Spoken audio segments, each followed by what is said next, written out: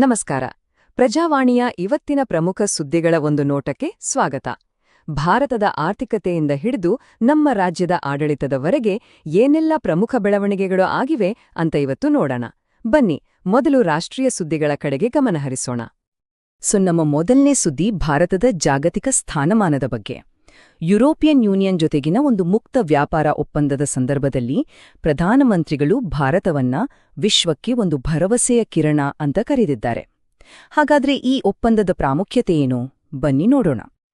ಈ ಮುಕ್ತ ವ್ಯಾಪಾರ ಒಪ್ಪಂದ ಇದೆಯಲ್ಲ, ಇದು ನಮ್ಮ ದೇಶದ ಉತ್ಪಾದಕರಿಗೆ ಗ್ಲೋಬಲ್ ಮಾರ್ಕೆಟ್ಗೆ ಬಾಗ್ಲು ತೆರೆದ ಹಾಗೆ.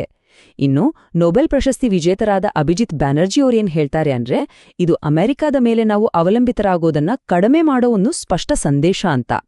ಇದೆಲ್ಲವೂ ಆತ್ಮನಿರ್ಭರ್ ಭಾರತ್ ಅನ್ನೋ ಗುರಿಯ ಭಾಗವೇ. ಆದ್ರೆ ಇದರ ಸಂಪೂರ್ಣ ಲಾಭ ಸಿಗ್ಬೇಕು ಅಂದ್ರೆ ನಮ್ಮ ದಕ್ಷತೆ ಮತ್ತೆ ಸಪ್ಲೈ ಚೈನ್ ಇಂಪ್ರೂವ್ ಆಗ್ಲೇಬೇಕು. ಇದೇ ಆರ್ಥಿಕ ಧನಾತ್ಮಕ ವಾತಾವರಣದ ನಡುವೆ ನಮ್ಮ ಹಣಕಾಸು ಸಚಿವೆ ನಿರ್ಮಲಾ ಸೀತಾರಾಮನ್ ಅವರು ಸತತವಾಗಿ ಒಮ್ಮಟ್ಟನೆ ಬಜೆಟ್ ಮಂಡಿಸಿರೋದು ಕೂಡ ಒಂದು ಗಮನಿಸಬೇಕಾದ ವಿಚಾರ. ಸರಿ, ಈಗ ನಮ್ಮ ದೇಶದ ಆರ್ಥಿಕತೆಯ ಹೆಲ್ತ್ ರಿಪೋರ್ಟ್ ಅಂತಾನೆ ಹೇಳ್ಬೋದು. ಆರ್ಥಿಕ ಸಮೀಕ್ಷೆ ಬಗ್ಗೆ ನೋಡೋಣ. 2025-26ನೇ ಸಾಲಿನ ಈ ಕೇಂದ್ರ ಆರ್ಥಿಕ ಸಮೀಕ್ಷೆ ನಮ್ಮ ಮುಂದಿರೋ ಅಭಿವೃದ್ಧಿ, ಸವಾಲುಗಳು ಹಾಗೆ ಪಾಲಿಸಿಗಳ ಬಗ್ಗೆ ಒಂದು ಆಳವಾದ ಒಳನೋಟವನ್ನ ಕೊಡುತ್ತೆ. ನೋಡಿ, ಕಳೆದ 5 ವರ್ಷಗಳ ಡೇಟಾ ತೆಗೆದುಕೊಂಡ್ರೆ ನಮ್ಮ ಕೃಷಿ ಮತ್ತು ಅದಕ್ಕೆ ಸಂಬಂಧಪಟ್ಟ ವಲಯಗಳು ಆವ್ರೇಜ್ ಆಗಿ 4.4% ವಾರ್ಷಿಕ ಬೆಳವಣಿಗೆಯನ್ನ ಕಂಡಿದೆ. ಅಂದ್ರೆ ಈ ವಲಯದಲ್ಲಿ ಒಂದು ರೀತಿ ಸ್ಥಿರತೆ ಇದೆ ಅಂತ ಇದು ತೋರಿಸುತ್ತೆ.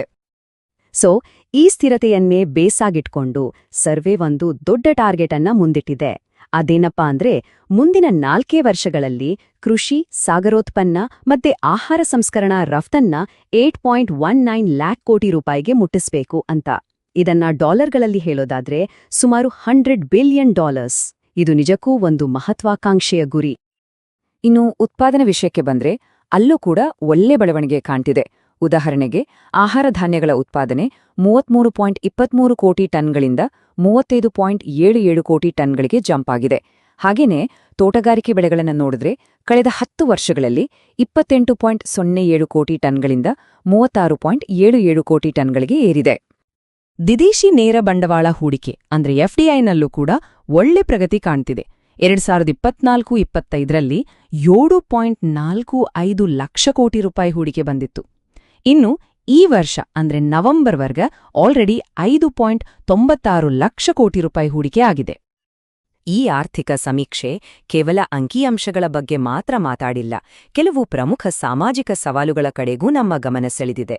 ಮೊದಲನೇದಾಗಿ, ಮಕ್ಕಳಲ್ಲಿ ಹೆಚ್ಚಾಗ್ತಿರೋ ಡಿಜಿಟಲ್ ಅಡಿಕ್ಷನ್ಗೆ ಸ್ಕ್ರೀನ್ ಟೈಮ್ ಲಿಮಿಟ್ ಮಾಡಬೇಕು ಅಂತ ಹೇಳಿದೆ. ಎರಡನೇದಾಗಿ, ಎಥನಾಲ್ ಮಿಶ್ರಣದಿಂದ ನಮ್ಮ ಆಹಾರ ಭದ್ರತೆಗೇನಾದ್ರೂ ತೊಂದರೆ ಆಗ್ಬಹುದಾ ಅನ್ನೋ ಬಗ್ಗೆ ಎಚ್ಚರಿಕೆ ಕೊಟ್ಟಿದೆ. ಹಾಗೆ ಸಂಸ್ಕರಿಸಿದ ಆಹಾರಗಳ ತಪ್ಪುದಾರಿಗೆಳೆಯೋ ಜಾಹೀರಾತುಗಳ ಮೇಲೆ ಕಂಟ್ರೋಲ್ ತರಬೇಕು ಅಂತಾನೂ ಶಿಫಾರಸ್ ಮಾಡಿದೆ.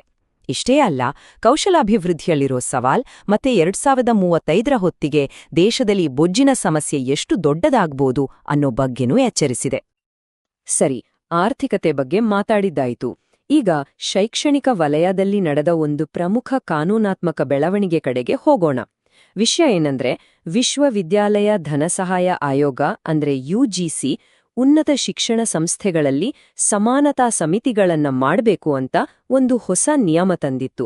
ಅದಕ್ಕೆ ಈಗ ಸುಪ್ರೀಂ ಕೋರ್ಟ್ ತಡೆ ನೀಡಿದೆ. ಸುಪ್ರೀಂ ಕೋರ್ಟ್ ಯಾಕೆ ತಡೆ ನೀಡಿದೆ ಅನ್ನೋ ಕಾರಣ ನಿಜಕ್ಕೂ ಬಹಳ ಗಂಭೀರವಾಗಿದೆ. ಕೋರ್ಟ್ ಹೇಳಿರೋ ಪ್ರಕಾರ ಈ ಹೊಸ ನಿಯಮಗಳು ನೋಡೋಕೆ ಸರಿಯಿಲ್ಲ, ಇದರಿಂದ ದುರುಪಯೋಗ ಆಗೋ ಸಾಧ್ಯತೆ ಇದೆ. ಅಷ್ಟೇ ಅಲ್ಲ, ಸಮಾಜದಲ್ಲಿ ಒಡಕು ಮೂಡಿಸಬಹುದು ಅಂತ ಹೇಳಿದೆ. ಸಿಂಪಲ್ ಆಗಿ ಹೇಳೋದಾದ್ರೆ, UGC ತಂದಿದ್ದ 2026ರ ನಿಯಮಗಳಿಗೆ ಈಗ ಬ್ರೇಕ್ ಬಿದ್ದಿದೆ. ಇದರರ್ಥ ಸದ್ಯಕ್ಕೆ ಹಳೆಯ ಅಂದ್ರೆ 2012ರ ನಿಯಮಗಳೇ ಮುಂದುವರಿಯುತ್ತೆ. ಓಕೆ, ಮತ್ತೆ ನಾವು ಆರ್ಥಿಕ ವಲಯಕ್ಕೆ ಬರೋಣ. ಆರ್ಥಿಕ ಸಮೀಕ್ಷೆ ಬರ್ತಿರೋ ವರ್ಷದ ಬಗ್ಗೆ ಒಂದು ಆಶಾದಾಯಕ ಚಿತ್ರಣವನ್ನ ಕೊಟ್ಟಿದೆ. 2025-26ನೇ ಆರ್ಥಿಕ ವರ್ಷದಲ್ಲಿ ನಮ್ಮ ಭಾರತದ ಆರ್ಥಿಕತೆ 6.8ರಿಂದ 7.2ರಷ್ಟು ಬೆಳೆಯಬಹುದು ಅಂತ ಅಂದಾಜಿಸಲಾಗಿದೆ. ಇದರರ್ಥ ಜಗತ್ತಿನಲ್ಲೇ ಅತಿ ವೇಗವಾಗಿ ಬೆಳೆಯುತ್ತಿರುವ ಪ್ರಮುಖ ಆರ್ಥಿಕತೆ ಅನ್ನೋ ನಮ್ಮ ಸ್ಥಾನ ಮತ್ತಷ್ಟು ಗಟ್ಟಿಯಾಗಲಿದೆ. ಹಾಗಾದ್ರೆ ಈ ಬೆಳವಣಿಗೆಗೆ ಕಾರಣ ಏನು? ಯಾವೆಲ್ಲ ಫ್ಯಾಕ್ಟರ್ಸ್ ಇದರ ಹಿಂದೆ ಇದೆ? ನೋಡಿ, ಅಂತಾರಾಷ್ಟ್ರೀಯ ಹಣಕಾಸು ನಿಧಿ ಅಂದ್ರೆ IMF ಕೂಡ 6.2% ಬೆಳವಣಿಗೆ ಅಂತ ಅಂದಾಜಿಸಿದೆ. ಇದಕ್ಕೆ ಮುಖ್ಯ ಕಾರಣಗಳು ಅಂದ್ರೆ ಸ್ವದೇಶಿ ತತ್ವ, ರೂಪಾಯಿ ಸ್ಥಿರವಾಗಿರೋದು ಮತ್ತೆ ಸರ್ಕಾರ ತೆಗೆದುಕೊಂಡಿರೋ ಕೆಲವು ಕ್ರಮಗಳು. ಉದಾಹರಣೆಗೆ ಆದಾಯ ತೆರಿಗೆ ಮತ್ತೆ GST ದರಗಳನ್ನ ಕಡಿಮೆ ಮಾಡಿರೋದು. ಸರಿ, ರಾಷ್ಟ್ರೀಯ ಸುದ್ದಿಗಳು ಮುಗೀತು. ಈಗ ಅಂತಾರಾಷ್ಟ್ರೀಯ ಅಂಗಳದ ಕಡೆಗೆ ಹೋಗೋಣ. ಚೀನಾ ಮತ್ತೆ ಬ್ರಿಟನ್ ನಡುವಿನ ಸಂಬಂಧದಲ್ಲಿ ಒಂದು ಇಂಟ್ರೆಸ್ಟಿಂಗ್ ಬೆಳವಣಿಗೆಯಾಗಿದೆ. ಚೀನಾದ ಅಧ್ಯಕ್ಷರು ಮುಕ್ತ ವ್ಯಾಪಾರ ಮತ್ತೆ ಜಾಗತಿಕ ಸ್ಥಿರತೆಗಾಗಿ ಬಹುಪಕ್ಷೀಯತೆ ಎಷ್ಟು ಮುಖ್ಯ ಅಂತ ಒತ್ತಿ ಹೇಳಿದ್ದಾರೆ. ಅವರು ಒಂದು ಎಚ್ಚರಿಕೆ ಕೂಡ ಕೊಟ್ಟಿದ್ದಾರೆ. ಅದೇನಂದ್ರೆ, ಜಗತ್ತಿನ ದೊಡ್ಡ ದೇಶಗಳು ಅಂತಾರಾಷ್ಟ್ರೀಯ ಕಾನೂನನ್ನ ಪಾಲಿಸದೇ ಹೋದ್ರೆ ಜಗತ್ತು ಅರಾಜಕತೆಯ ಕಡೆಗೆ ಹೋಗುತ್ತೆ ಅಂತ.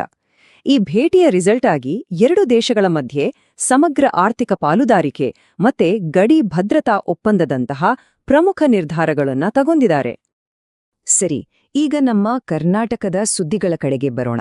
ಮೊದಲನೇ ವಿಷಯ, ಸರ್ಕಾರಿ ಆಸ್ಪತ್ರೆ ಆವರಣದಲ್ಲಿರೋ ಜನೌಷಧಿ ಕೇಂದ್ರಗಳ ಬಗ್ಗೆ ಹೈಕೋರ್ಟ್ನಲ್ಲಿ ನಡೆದಿರೋ ಒಂದು ವಿಚಾರಣೆ. ಈ ಕೇಸ್ನ ಟೈಮ್ ಲೈನ್ ಹೇಗಿದೆ ಅಂದ್ರೆ, 2025 ಮೇ 14ಕ್ಕೆ ರಾಜ್ಯ ಸರ್ಕಾರ ಜನೌಷಧಿ ಕೇಂದ್ರಗಳನ್ನ ಮುಚ್ಚಿ ಅಂತ ಒಂದು ಆರ್ಡರ್ ಮಾಡಿತ್ತು.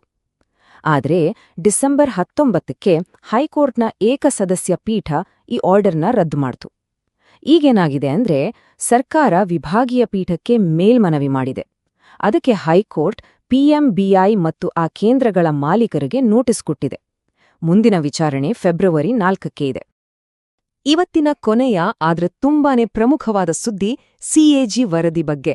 ಕರ್ನಾಟಕದಲ್ಲಿ ಸ್ಮಾರ್ಟ್ ಸಿಟಿ ಯೋಜನೆಗಳ ಅನುಷ್ಠಾನ ಹೇಗೆ ನಡೀತಿದೆ, ಅದರಲ್ಲಿರೋ ವೈಫಲ್ಯಗಳೇನು ಅನ್ನೋದ್ರ ಮೇಲೆ ಈ ವರದಿ ಬೆಳಕು ಚೆಲ್ಲಿದೆ. ಈ ವರದಿಯಲ್ಲಿರೋ ಕೆಲವು ಅಂಕಿಅಂಶಗಳು ನಿಜಕ್ಕೂ ಆಘಾತಕಾರಿ. ನೋಡಿ, ಯೋಜನೆಗೆ ಅಂತ ಮೀಸಲಿಟ್ಟಿದ್ದು 817 ಕೋಟಿ ರೂಪಾಯಿ. ಆದ್ರೆ ಶುರು ಮಾಡಿರೋ ಯೋಜನೆಗಳ ಒಟ್ಟು ಮೊತ್ತ ಎಷ್ಟು ಗೊತ್ತಾ? 1462 ಕೋಟಿ ರೂಪಾಯಿ. ಅಂದ್ರೆ ಇರೋ ಅನುದಾನಕ್ಕಿಂತ ಆಲ್ಮೋಸ್ಟ್ ಡಬಲ್ ಮೊತ್ತದ ಯೋಜನೆಗಳನ್ನ ಕೈಗೆತ್ತಿಕೊಂಡಿದ್ದಾರೆ.